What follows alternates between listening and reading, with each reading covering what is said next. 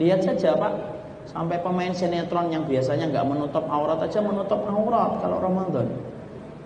Ya kan, sampai kemudian orang yang pacaran aja sadar kok kalau Ramadan itu jangan sering-sering ketemu Ramadan. Sampai orang yang bohong aja sering kemudian sadar sebentar kalau Ramadan, jangan bohong. Ini Ramadan. Seakan-akan kalau bukan Ramadan boleh bohong. Kenapa Pak dijadikan khusyuk kayak gitu? Karena Allah memberikan atmosfer itu. Makanya sampai-sampai kita mendapati juga bahwasanya setan itu sampai dibelenggu oleh Allah di bulan Ramadan. Sampai akhirnya apa? Suasana khusyuk itu tercipta ketika di bulan Ramadan, ya salah satunya karena belenggu yang Allah berikan kepada setan, sehingga kemudian lebih terasa khusyuknya kita dalam ibadah. Mungkin ada yang bertanya, kok kalau dibelenggu kenapa masih banyak dosa Ustaz? Nah ini kita harus ngerti jawabannya. Karena kemudian kita harus paham, Nabi tidak mungkin dusta, Nabi tidak mungkin bohong. Para ulama salaf itu menerangkan, kenapa kok kemudian sudah dibelenggu tetapi masih banyak dosa yang di bulan Ramadan, walaupun suasana khusyuknya pun sudah tercipta. Karena kita harus paham, faktor yang mendorong orang melakukan dosa itu bukan hanya setan, nafsu pun termasuk faktor dominan yang mendorong orang itu berbuat dosa.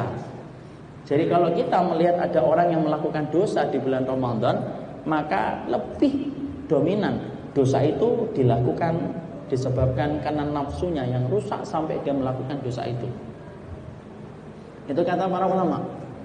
Yang kedua, kita harus paham, karena yang dibelenggu oleh Allah pada bulan Ramadan itu tidak semua setan, tetapi setan-setan besar.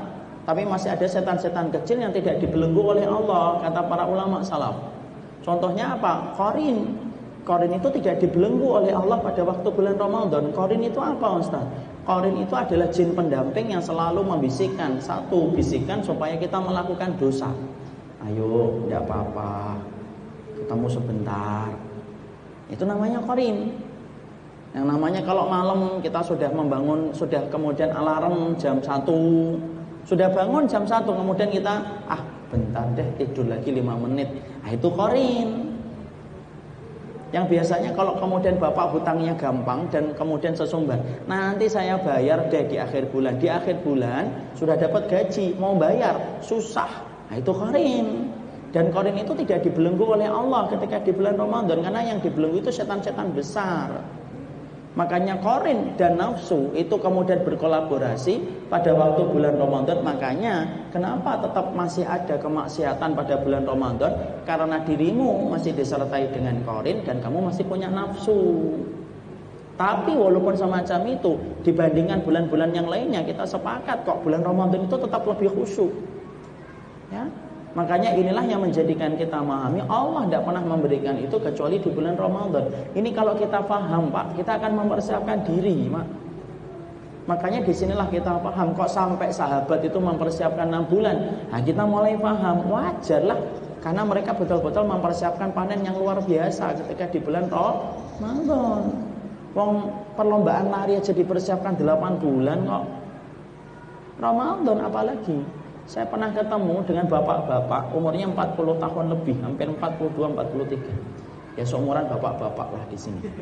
Karena saya tadi tanya ada angkatan 84. 84 tuh kalau saya masih belum masuk SD itu saya. Di sini sudah ada yang tamat SMA. Saya bersyukur merasa lebih muda kalau ngisi di sini. Jadi kemudian ada bapak-bapak umur 43 atau 44 pernah cerita, pernah memperlihatkan piagam. Piagam dia menyelesaikan lomba maraton 42 kilo. Seneng, dia sih enggak membanggakan, enggak riak tuh, enggak hanya cerita aja.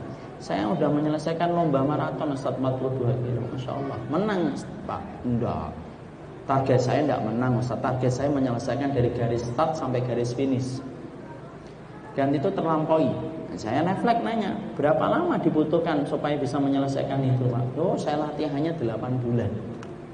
Pagi saya lari, sore ketika malam saya lari, saya catetin Ustaznya. Saya baru tahu dari beliau itu ya ada jam pencatat lari itu ada khusus.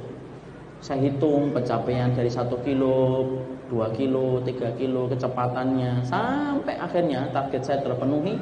Saya bisa menyelesaikan lomba lari 42 kilo dari garis start sampai garis finish. Dan itu ternyata 8 bulan dia mengambil persiapannya. Kita Pak memaklumi itu.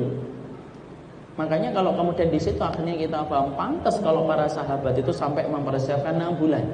Ini sekaligus pula untuk merevolusi pemikiran kita. Mulai tahun depan Pak, jangan kita sadar itu 1 bulan sebelum datangnya Ramadan, 6 bulan kita ngambil sikap sebagaimana para sahabat. Sebelum datangnya Ramadan kita 6 bulan sudah mempersiapkan, karena kita ngerti keutamaan Ramadan itu keutamaan yang sangat besar yang Allah tidak berikan kepada setiap bulan yang lainnya.